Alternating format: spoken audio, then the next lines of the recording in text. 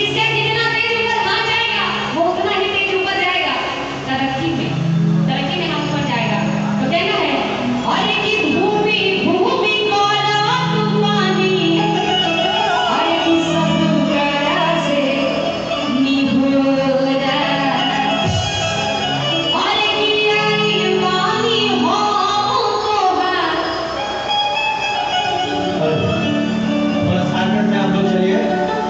हम लोग प्रमोद क्या देखिए सुन रही हम लोग प्रांगण में अभी पहुंचने वाले हैं। भूतिया क्लास से आगे आ चुके हैं, इसलिए आप लोगों से गुजारिश है कि जितना जल्द हो आप लोग आपस में समेट दीजिए इसको। कहना है इसका साउंड अरे की फूल अरे की खिलन फूलवा तोहार अंगूर खा जाई हो अरे की खिलन फूलवा तोहार अंगूर खा जाई हो कब भगवाई ससिया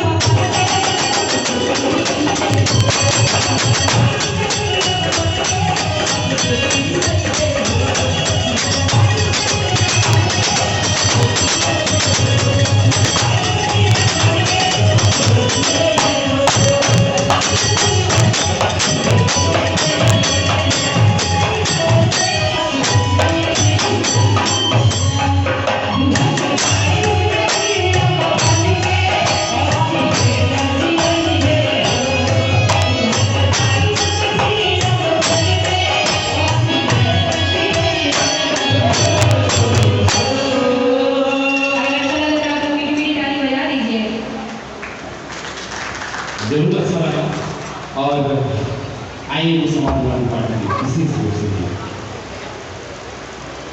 लेकिन देखिए आप सभी से गुजारिश है